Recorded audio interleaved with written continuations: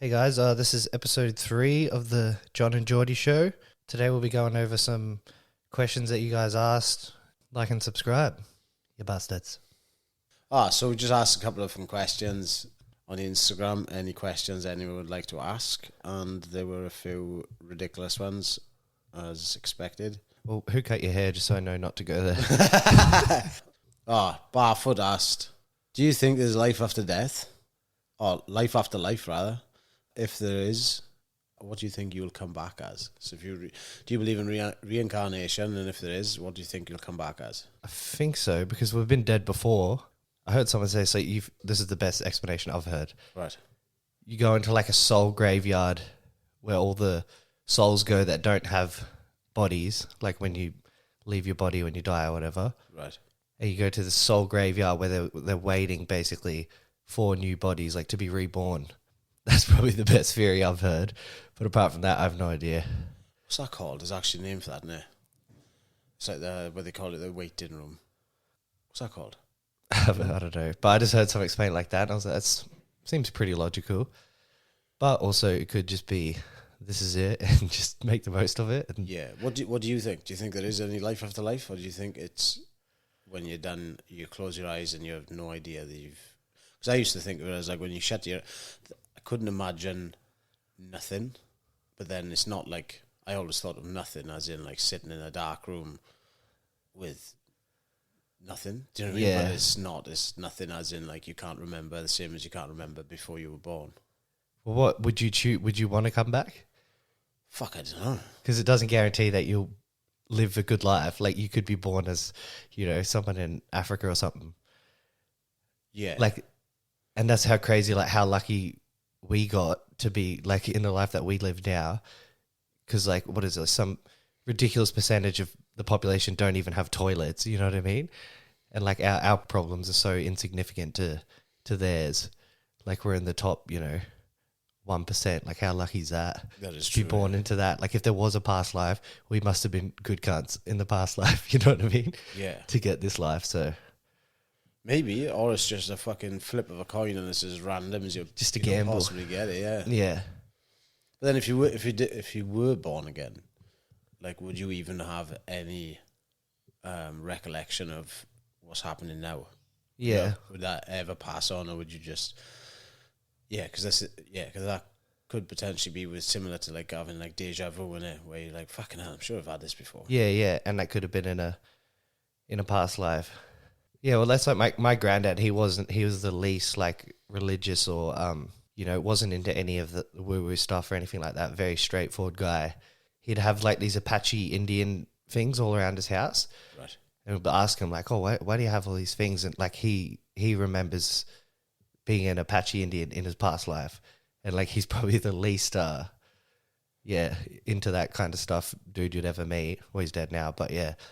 I was always like, shit, well, there could be something to that. Did he have these things sitting around? Like, did he have these kind of memories when he was younger as well, or was it more as he was getting older? Was he like, Oh, I'm not sure, man. losing the plot a bit? Like, Nah, he definitely wasn't losing the plot. He was mentally very sharp. Yeah, He wanted to die, I think. Whereas my other grandpa was the opposite, where he got Alzheimer's and just completely forgot everything. yeah. So like they went out opposite ways, but yeah, I'd rather go out the physical route than the mental route, I think. Oh, by same, like the whole like Alzheimer's thing and dementia is Horrible. fucking horrible, absolutely fucking horrible. Yeah, Yeah. it's not nice to. Yeah, it must be fucking horrible. Obviously, there's some like humor in it as well. Like you can find some funny parts, but like Maybe at the start, but it just gets worse and worse to the point where they can't even control their bladder and stuff like that. Like it's just a vegetable pretty much. a mate of mine, Aled, his dad had Alzheimer's, and every now and again he'd find a shit in his dressing gown pocket. He'd put his dressing gown on in the morning, go make a cup of tea, put his hand in his pocket, and find a fucking human shit in there from his dad. Which, it's obviously rough start to Hey, your at day. least he's got a sense of humor. Yeah, rough start to your day, but it's like still kind of funny as well. Well, maybe he's just playing it into his favor. He's like, oh, I'm just going to fuck with people because they think I've lost the plot. Yeah. Yeah, fucking hell. Nah, your mind is this one thing that's fucking scary. You wouldn't want to lose it, you know? Yeah. It's fucking wild. Like the whole death thing on it is it's like Alan Watts talks about that, where it's like what does he say? Where he says the same as same as you can't remember what it's like before you were born, where you just close your eyes and it's nothingness. But then, if you believe in like simulation theory and shit, where you could literally die and be like a fucking alien, where you take your headset off and go, fucking hell, that was a nuts game. Yeah, yeah. You just experienced. Yeah, we're just like in VR or something. If you knew it was a simulation, though, you'd do a lot of things differently, I feel like. Like what? I don't know. You'd probably take a lot more risks. Yeah. You know, knowing like you die and then, you take the headset off or something. It's Yeah. like, that's the end, or it's not even a bad thing. You'd be like, all right, well, I'm just going to go for it. Maybe, but it might not be us taking the headset off. We might be just like the character, the same as like when you play a fucking video game. Yeah. You're playing a... Also, like the Truman Show, eh? Yeah. Yeah, I always think about that. Like, all these other people are just here for me. Do you know what I mean? I used to think this all the time as a kid. Like, do they see life the same way I see it, like from a first person perspective, stuff like that? I don't know why I thought like that, but You don't know, innit? that would be a wig out. What if you found out everyone else was just your view? Yeah, like Yeah. an NPC almost. Diverted the question a little bit. Yeah, a little bit. Was that Ryan Barfoot that asked that question? Ryan Barfoot, yeah. Good question, man. We're not the right people to ask, though. No, definitely not. Big Dog Harrison, my mate from back in Wales. He was actually on he's a hell of a boy. Big Dog Harrison. He was on a swinger show with his missus or his ex. I'm not sure if they're still together. But we were training together in Mamas back in Wales for ages. And I wasn't there at the time, but like the boys were telling me he finished training one day, like an open mat. He's like, oh, yeah, by the way, boys, I'm going to be on TV tomorrow, just letting you know. And they were like, oh, yeah, what's that? And he said, oh, they got a fucking, it was a swinger show. So it was full of couples who were like wanting to try swinging for the first time or maybe the second time. And they just did a reality show where you go in and meet other people and it's like filming them having sex and stuff. So like it doesn't actually film them like... Is this on free to air in Wales? Yeah. Yeah, so like... No wonder you're all like the way you are. So it's like they weren't actually showing them fucking on TV, but it was like obviously like showing them under the covers and stuff. Yeah. And Kind of like Big Brother back in the day. yeah, and it was blanking bits out, but it just shows them chatting to different people because they get like I don't know, so it was like 10 or 15 couples in the bar. They kind of get talking to each other, and then go, oh, I like this one, and then they go from there. But the first time he went on there, he couldn't get a hard on. So he was like fucking sitting there. He went back with this bird with his missus, and he just couldn't get it up because he said he could hear the cameras and shit. I think he said he could hear them like zooming in and zooming out, and it just cooked his head.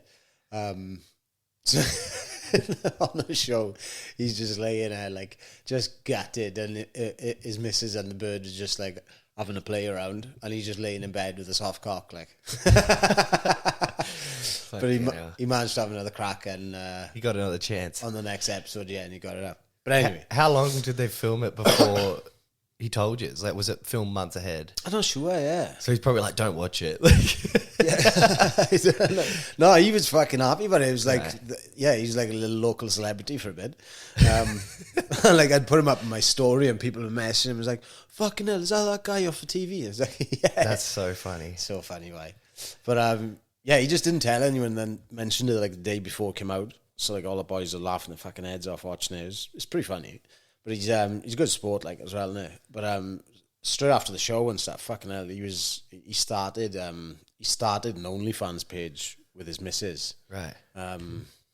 Yeah, and just like fucking, he's like, I can't remember how much money he was making off it, but should have made a few quid for a bit. Yeah. But anyway, his question, totally off subject, is overrated and underrated submissions. You go first. Oh, fucking hell. Overrated. All the ones John does. Yeah, overrated, all the ones I do.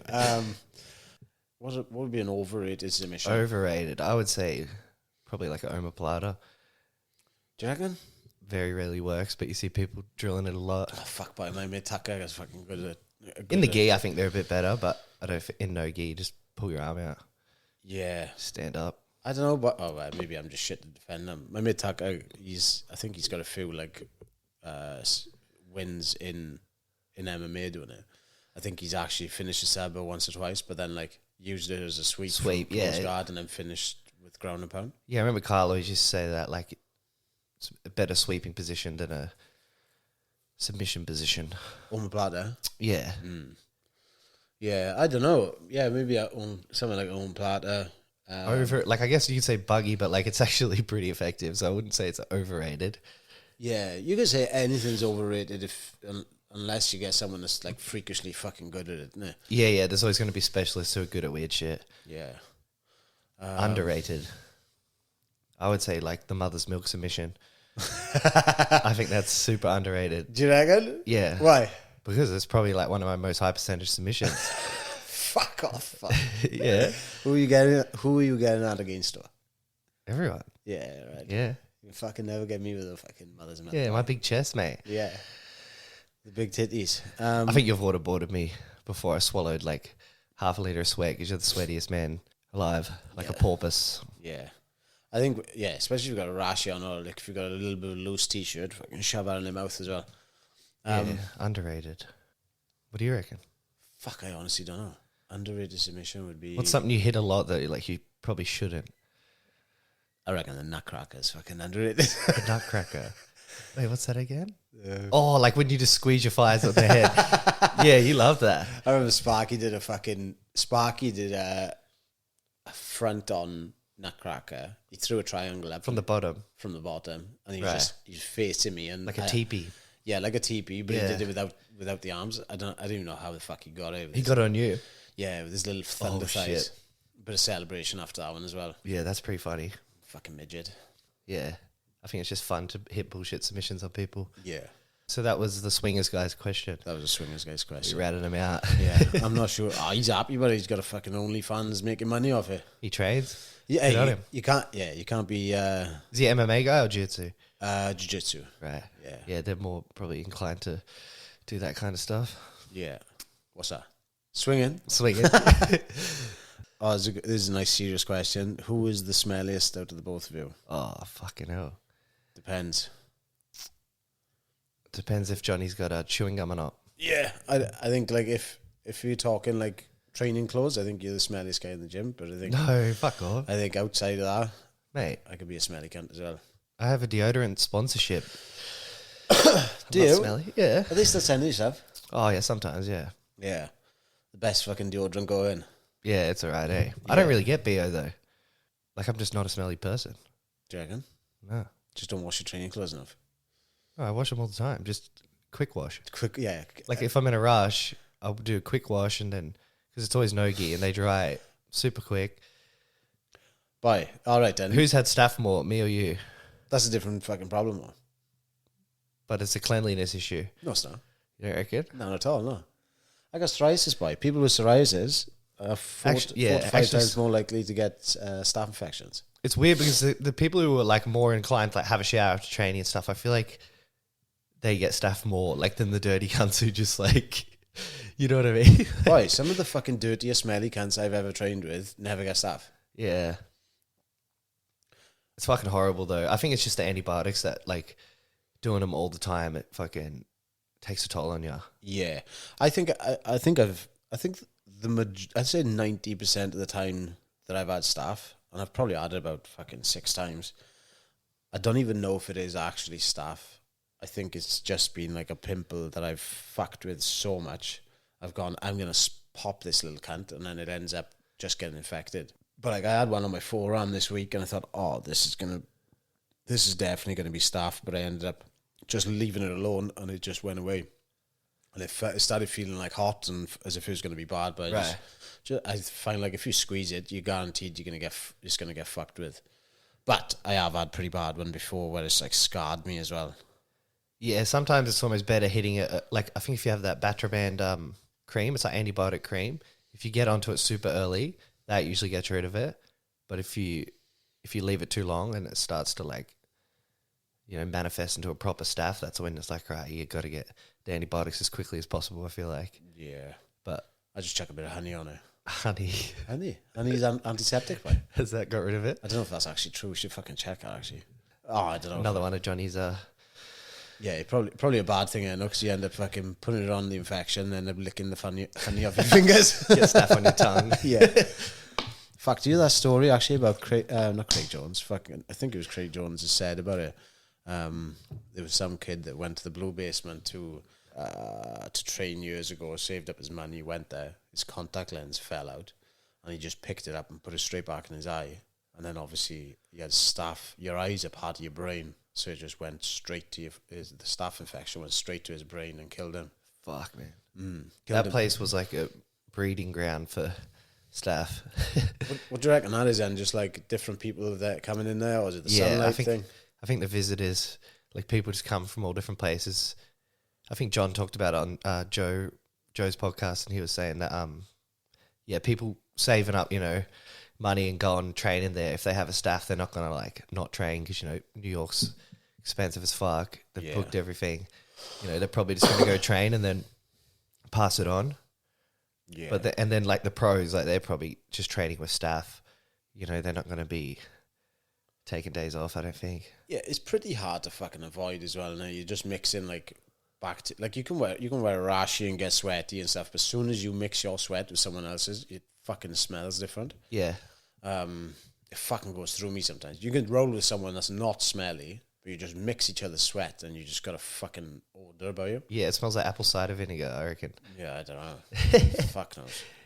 But yeah, I think it's the amount of like foot traffic that goes through the gym because like I think gyms that have a lot of members, I think that's going to be a problem. Like it's hard to monitor that stuff because I've trained in some pretty fucking gross gyms and not got it, but there hasn't been like a lot of members there. And then I've trained at like bigger gyms that are really clean or appear to be clean and got it heaps. So I think my problem has been like washing too much as well, like washing too close to training and getting rid of all the good oils off my skin. Yeah. But then you don't want to be... Sometimes you just have to shower right before the session as well, though. Yeah. Apparently Thailand's super bad for like... I think it was a Bang Tao where that guy got like the really severe staph. Tim Schultz? Yeah. Yeah, that was pretty fucking bad, that was. That's horrible, that shit. Oh, I think that was like one of the worst ones I've ever seen. And is it Jack Dowling? He got a pretty bad one recently? Or was that like from surgery or something? Yeah, I think it was in his surgery. I think it was from his surgery. I think, anyway. I think, it's been affected a couple of times. I think he got his black belt the other day. Did he? I'm pretty sure. I heard someone say that. Fuck, I don't know. Yeah. I'm not sure. Josh Saunders got his black belt yesterday, I think. Oh, true. Yeah. Yeah, right. Della's fucking grappling's fucking wild, It's just, he's so like, he's just really, really hard to hold down. Like, gets up from fucking mad spots. Yeah, super unorthodox. I remember watching him and Gilbert Burns was sick fight. Like the grappling exchanges that happened was wild. And Gilbert's like world-class jiu-jitsu. Yeah. Yeah, I've only heard good things about his grappling. Della? Yeah. Yeah, really good with octopus and stuff as well. Yeah. I think he was the first person obviously I know it's been around a lot longer, but he's the first person that had done it to me like consistently where like, how the fuck you keep on getting up from that? Like, yeah. But that whole team seems to be really good at that style. Like, what is it, Scrappy? Yeah. You've trained there a bit? Yeah, I trained over Scrappy a few times now. Glenn's over there now coaching flat out. Yeah. I think he's going to have a comeback soon, I think. Sick. That'd be awesome. But he's... That's cool that he's training with him because he fought him and his brother, right? Yeah, he fought Jack first, then Josh, and then fought Jack again. Coming up short to Jack, took a win against Josh, but it's cool now they're training partners now. He's it's good he's getting back into it too, Glenn. He's a fucking beast, and he's obviously he's gone over to Perth and I know in the last couple of years and just been working his ass off, getting ahead financially. But the last time I was over, got in touch. I was meant to go see him, I think, but he just phoned me up randomly. He's like, "What are you doing? Are you going training?" I was like, "Yeah." He's like, "I'll come with you now. I just quit my job in an argument at work. I just quit my job." Like fucking sound. and he just jumped straight. Hadn't been training properly, and just jumped straight into the pro class for the week, and just hasn't stopped since. And now I think he's teaching every night up in the north side in Scrappy. Sick. But he's he's gonna be he's a good coach, Glenn, I think. Yeah, awesome. Yeah. He'd be a good coach. I think he'd be a good, like, in your corner, and I think he's, like, a good coach to teach stuff, because he's, like, I like the way he teaches. He's very quick, straight to the point, doesn't fluff around too much. Yeah, I remember he used to teach a little bit at Noakes. It was sick. And he was always, like, the hardest worker. Like, he was, the first dude at the gym and the last dude to go home. Yeah. Like, real just blue collar. Like, he was just a workhorse. Yeah, and he's the type of guy to be, like, kind of injured, but fucking really bad neck. But if someone had a fight, he'd be there helping him out. Then Yeah, he'd be putting his body through shit just to get, like, teammates ready for a fight. He did a lot for me when I was training with him. Yeah, Like, through that part of my career, I think he improved my skill set a lot. Like, yeah. and he's just a good character as well in the gym, and He's a good cunt. yeah, he's a good boy. We should get him on. Oh, he'd be a fucking good crack, actually. Yeah. Why does Jordy sweat brown shit out? Did you ask this question? that was you yesterday. No, I didn't. Yeah, brown shit.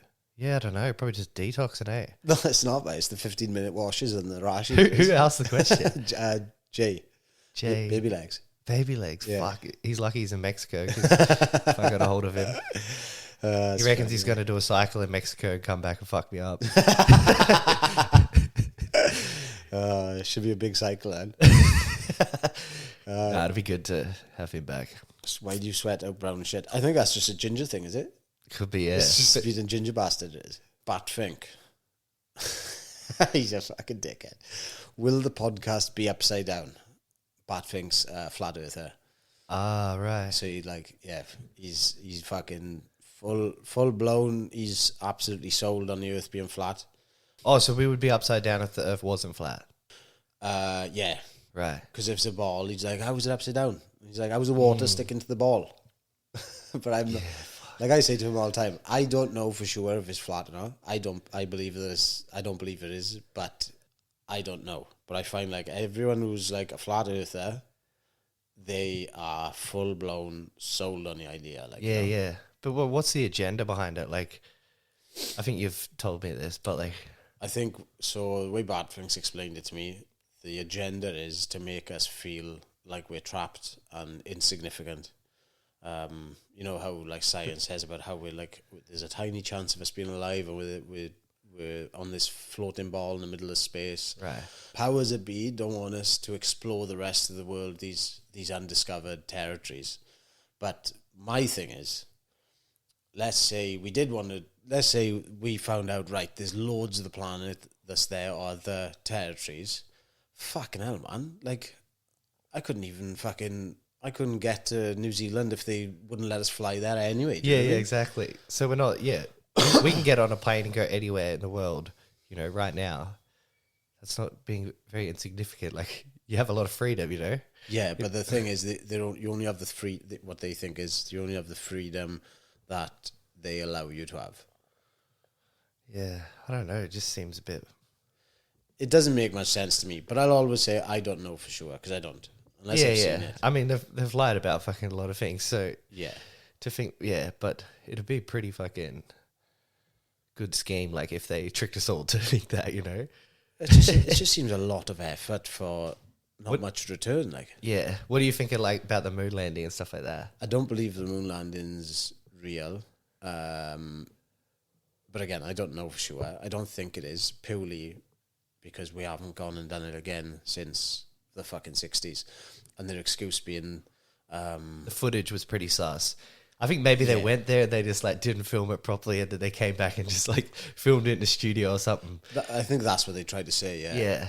But, like, why wouldn't you go do it again? Like, you've got the richest people in the planet right now. And it's more cost effective nowadays, I think, because the technology should be better and stuff like that. Well, they say the reason they haven't done it since is because they've lost technology. But, like, right. It's not exactly a fucking set of car keys, is it?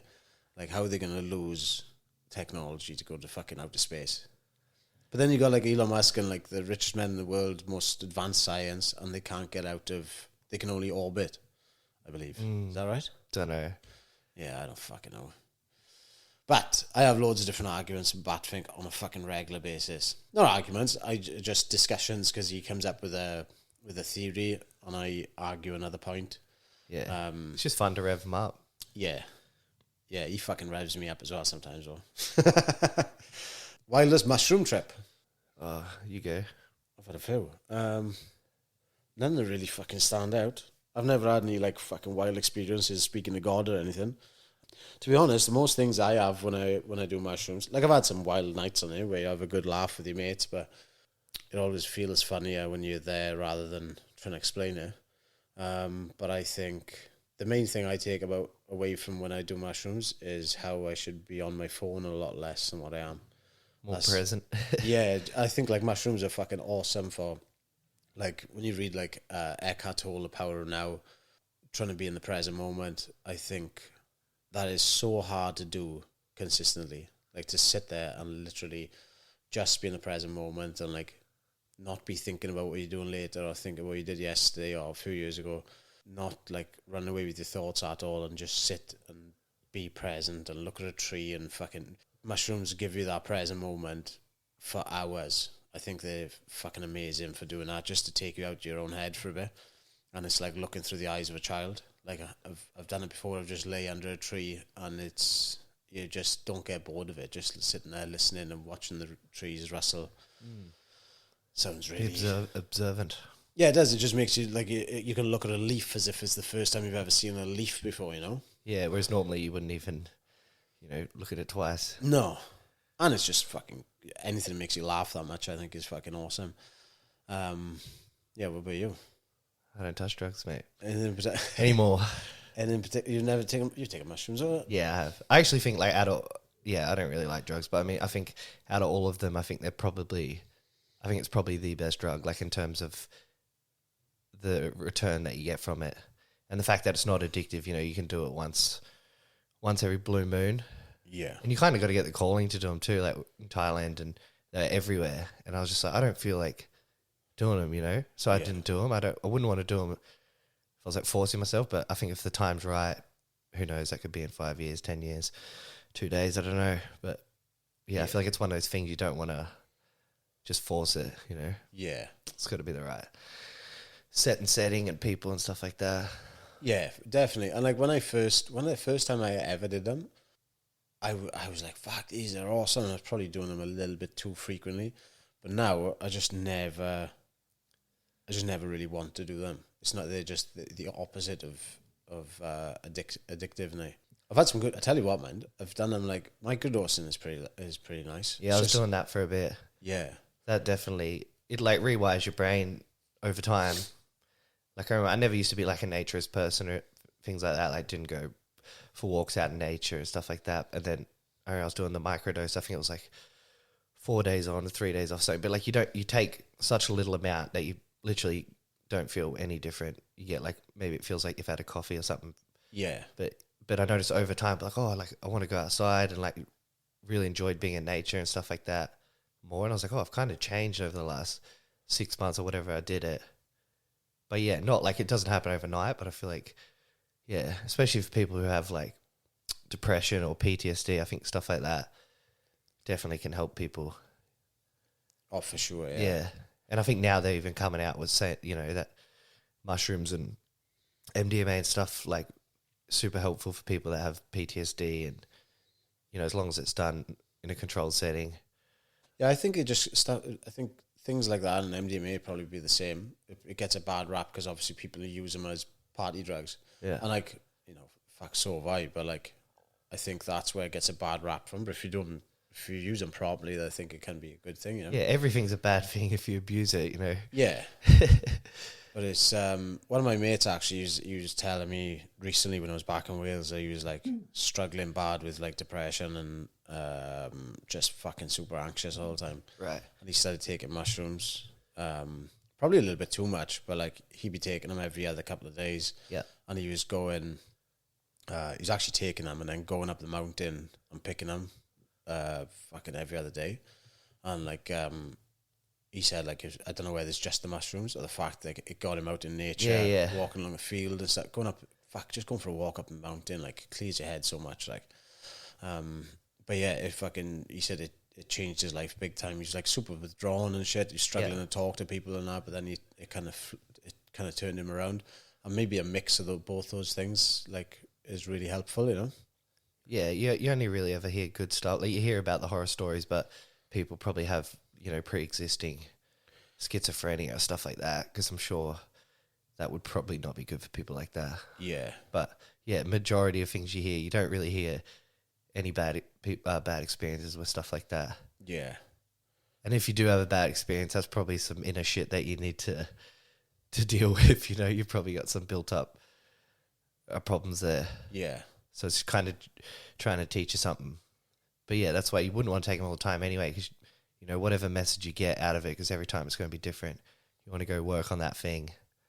But yeah, I remember thinking, like I'm enlightened, like I had all the answers for everything. I was like, thinking that was going to stay forever. And then obviously you go back to just being the dumbass again. But I remember I understand why all this, is all connected and stuff like that. And then you should almost write it down or something, because it completely changes the way you think. Yeah. It's a mad old thing with mushrooms, isn't it? What was it? I tell you what though, me and my mate Sparky, we were taking acid one night, and it was fucking intense. Yeah, we went over to New Zealand and we had some acid there, and it was like the first time he tried it, and I gave him like 3 tabs for the first time, and just a macrodose. But honestly, like 1 would have been enough, but I gave him like 3, and he's only little, but like we had a hell of a good night. It's just so much fun. It's just funny as fuck. And towards the end of the night, we were just in our pants running around the garden, and we were like, "Fuck, should we have a roll then?" It's like, "Yeah, fuck, guys." For about half an hour straight, we just rolled in our pants in the living room.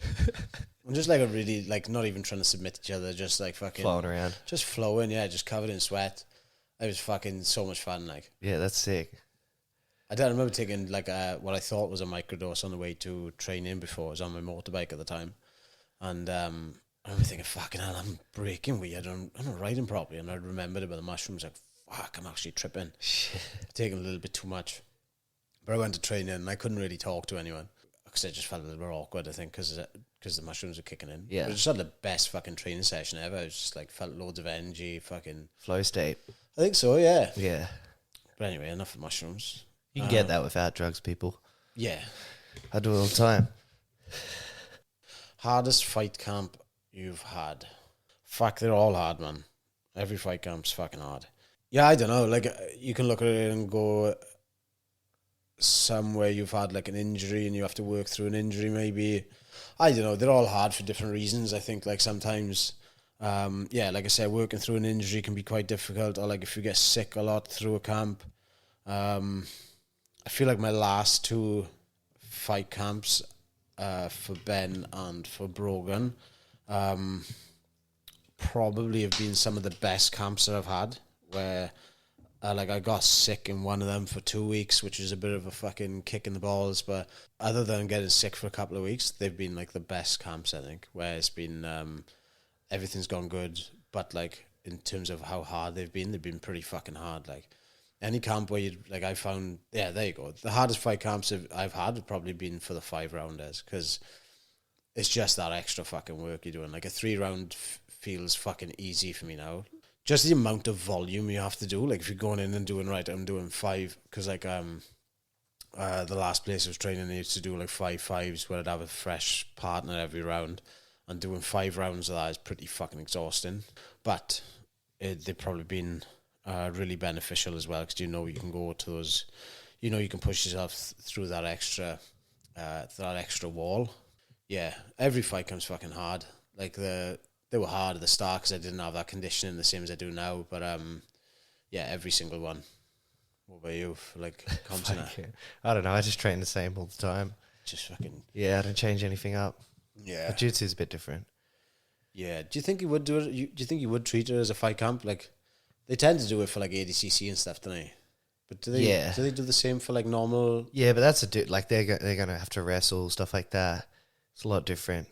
Because the rule sets are different. Yeah, the rule sets are different. But I mean, generally, not really. If I was going to do a big comp like that, I would probably do something like that. But I've never done a like big comp where I'd think that I have to do camp. No, like a grappling industries, you probably train all the way up to it. Maybe have the Friday off or Yeah. something, is it? Yeah, I prefer doing that because I feel like if I, like, you guys obviously have to taper off and cut weight and stuff, but like, I feel like I forget stuff. Like, if I don't roll for a day, I feel weird. Yeah. So, like, I like to go all the way up. Yeah. I don't know. Everyone's different. Who's to say what works and doesn't? Because, like, I think it's Strickland, he spars all the way up to his fight, you know, and he gets good results. So, like, who's to say that's wrong, or I guess it's a bit risky. Oh, it's whatever works for you, really. Yeah, innit? yeah. Like, I think it was Matt Hughes used to train flat out all the way up to his fights. But fuck, man, I look forward to, after hard camp, I look forward to the week of the fight doing fuck all. Not fuck all. Like, I'll still do like a light bike sesh or a bit of shadow boxing, but I generally like to do very little the week of the fight. Because, I don't know, it's just like fucking taking a breath of fresh air where you're just like, thank fuck, all the hard work's done. Except for the weight cut. Except for the weight cut, yeah, just focus on that really. But like, I don't even like to, it's like almost a relief getting to the fight, getting to fight week where you're like injury free, no cuts or anything like that, just ready to go. But yeah, I look forward to doing fuck all.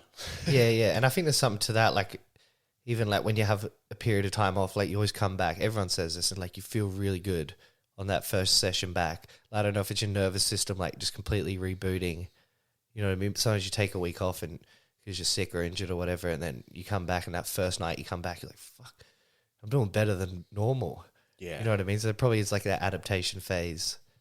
It's like lifting weights, right? Like, if you just hit the same muscle every day, it doesn't have time to recover and grow and stuff like that. And I guess it could be the same for that, but who knows? You know what I mean? Yeah. It's hard to have that mindset that like less is more when you're trying to get better at something. Like, you just think, oh, I just need to do this as much as possible. But sometimes I think taking a step back could be good as well. Yeah. But it's hard. Yeah, it is hard. Yeah. I do. I think it actually does something for your testosterone as well. I think, like, because you smash yourself for so long throughout that, so like 10, 12 weeks, and then you have the week off, like, your testosterone's getting more and more depleted. And you're a calorie deficit and stuff like that. Yeah, I think it fixes up your hormones the week of the fight as well. Yeah. I think, anyway, I'm pretty sure I was told that before. Yeah, you definitely feel a lot better for it going back in. It'll be interesting to like get bloods done when you're cutting weight and stuff like that, because you'd probably look like a fucking granddad. Yeah, well, like one of my mates as well actually has done that. He'd have his bloods done every other week, I think, and he would drop towards the fight. Yeah, it makes sense. So it's like, if you're in a calorie deficit, like, your body doesn't necessarily want to reproduce and make babies and stuff like that. So it's not going to give you the things you need to do that. It's just surviving, basically. You know, keep storing everything it needs. And whereas when you're comfortable and you're eating good stuff like that, the body's like thriving, and that's when everything's going to be thriving, like in terms of hormones and how you feel, stuff like that. Well, yeah, like and like the more you're training, you're smashing yourself, like your cortisol is fucking going up, your fucking test is going down. Yeah. Your sleep is going down. Everything is like pointing in the direction to be more and more fucked for getting towards a fight. But I remember I for my, not the last one, the first 2 or 3 fights going into when I went to middleweight, because the first couple was a bit of a change. I didn't have a hard on for weeks. Yeah. Just like my fucking dick stopped working and everything, just from cutting so hard. Yeah. Cutting so hard, overtraining. And yeah, that was not fucking good. You were like old mate, the swinger. Like, yeah, exactly. Maybe he was just not eating enough. Yeah, maybe. Fucking Nath he's in a fight camp, you guys. No, it's not so much it affects your body, innit? If they said, like, if all the fighters just like agreed, obviously this wouldn't happen because people are going to always find a way to loopholes and stuff like that. But if everyone just agreed, it was like, all right, we're going to stop cutting weight, would you be happy with that, or would you? Do you just think it's part of the process? I don't think it's the hydration part that's bad for. Do you mean like that part? Yeah, like if you just fight at your walk around weight, like maybe they, come and, I don't know, weigh you outside of camp, and then, roughly around that way.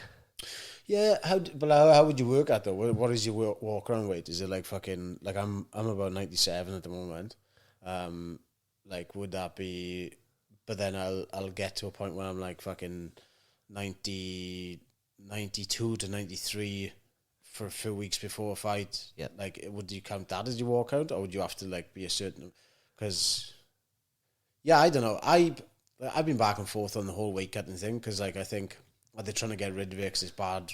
But like, I don't think you ever can. Like, even the hydration thing is supposed to be flawed with people one. find ways to get around it. And like, if I want to go and cut fucking 15 kilos in a bath, which you probably wouldn't be able to do, but if I wanted to do a big cut, then it's going to be detrimental to me then. In your performance. Yeah, like it'll be so like that's the choice. Like that's what I need to weigh up whether. Being the bigger guy, being more depleted from a massive weight cut, or do I want to be being a slightly smaller guy, just being fresh as fuck? I think that's the decision you get to make. I don't think. And it's not like if some bloke just walked up to you on the street, he was 110 kilos and he tried to fight you, you're not going to be like, oh no, I'm not going to fight you. We're not the same size. You know what I mean? Like, you don't have a choice. You're just going to fight him. Yeah. Probably fuck him up anyway. So, yeah. Yeah. But it would be interesting if they did like a day of weigh-in, like because they do that for the IMAF and stuff like that, don't they? The amateur tournaments. Yeah. Like how much that would change things. Because like I know in jiu-jitsu, like I don't think there's any point in cutting weight if you have to compete right after you weigh in. Like why not just go in and, you know, well hydrated and fed and stuff like that. You're going to perform way better. But I get jiu-jitsu is different in that thing. Like, you know, you can roll bigger guys and do all right. That, to be honest, like the grappling is where I think it matters most with the weight discrepancies. Because I think like for like kickboxing, yeah, it matters like people hitting hard and stuff. But I think like I'd rather fight someone that's like fucking 2 weight classes above me, like kickboxing, And rather not grapple. Than fighting someone that's like 2 weight classes above you and grappling is like fucking it's a different kettle of fish, like, isn't it? Yeah. It's a way different thing. Like someone's so much bigger and stronger than you, you know. Yeah, yeah. And I've grappled guys who've cut weight and like I feel like that's what lost them the match because like you grapple them and they just feel fucked, like depleted. Like I remember it used to or happen at Noakes when guys like it was their fight week or whatever and they're like cutting calories or whatever and they're probably new to it and you'd grapple them and be like, holy shit, you're like a different person. Like it's like grappling them at 20%. You know what I mean? But they're probably not doing things properly. Like you'd have it dialed in and stuff, but you'd be like, fuck, you're a different person. You know what I mean? Yeah. But yeah, I think the day of weigh-in, fuck, I don't see the point in doing that. No. Well, for fighting? Fighting or jiu-jitsu. Yeah. But I think if you have the 24 hours, like, yeah, fucking, why not? Yeah. It's like blow up as big as you can. Yeah. And it's up to you whether you push it a little bit too far because if you want to be the bigger guy, it's more of a detriment as well, isn't it? That's why I done like Pereira, like we're watching the fights now and with Pereira, fucking... Obviously, he's light heavyweight now, but I think he still has to cut like a fair bit to get to light heavyweight. Like he's massive. How the fuck I can't made middleweight? I don't know. So what would he walk around? You're a middleweight. What does he walk around at?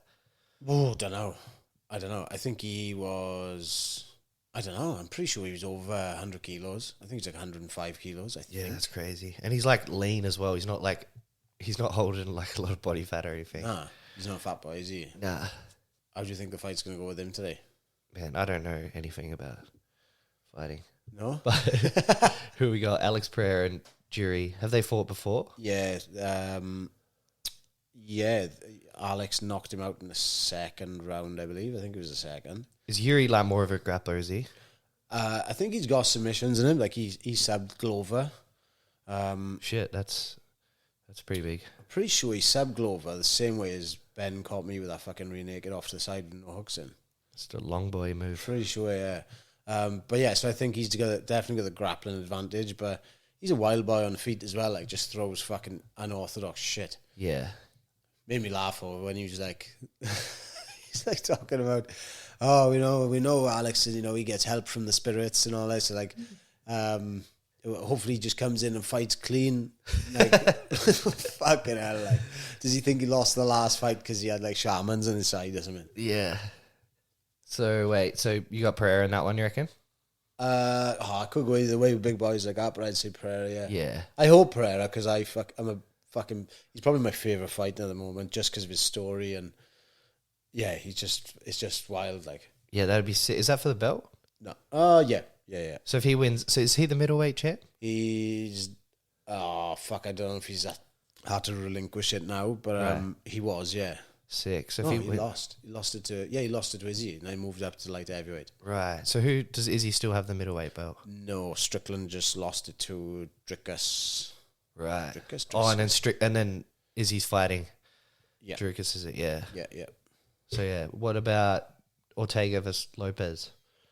Ooh, don't know. I reckon Lopez. Apparently he's sick, like good grappling and stuff. But I guess Ortega's got awesome grappling as well. Yeah.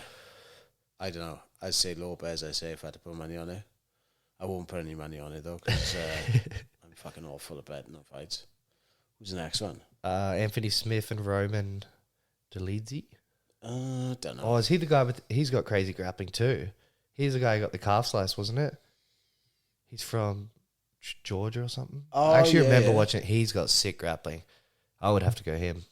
Ian Machado Gary, the dude who took his wife's last name, is it? And Michael Page. I think. Oh, fuck, I don't know. I think Michael Venom Page, I think. His striking's pretty gnarly, eh? It's just fucking weird, man. Just so fast in and out, like, Yeah. hands down to his side. But Ian Gary gets a lot of flack, but he's fucking pretty good too. Yeah, it's more to do with his personal life, isn't it? Is that all the fucking main card then? Because obviously Oh, they got the chicks. I don't know who they are, though. Silberg's cancelled. Yeah, fuck knows. I might put like a $5 multi on and just do as many multis as I can. What do you think about Connor pulling out for his pinky toe? I don't know. Like, I'm fucking mixed on it because part of me is like, you should have just fucking fought it anyway. But then at the same time, after having, I'm not a massive fan of Connor, but I'm not a massive fan of Connor, I meant to say. But like, after having a leg break the way he did, you'd kind of want to go into the fight being 100%. Yeah, especially against someone like Chandler. It's not like he's not fighting a bum. Yeah, and like his fight style is very like movement based as well, you know. Yeah. You know, it's not like I know fucking you got Alex Pereira then going in and fighting with 2 broken toes, but yeah, after a leg break like that, you kind of want to be going in his best shape as you possibly can. I don't know who would take that fight though. There was like a thing where it shows that him. I think he was paying out. Who's a Brazilian fella who's meant to fight? I failed to. Yeah, and he's like paying him out because he pulled out of a broken foot or something. Yeah. And then someone like reposted it. It was like, oh, that's funny. Like you pulled out for a broken toe. Yeah. Yeah. But who knows, man? It's.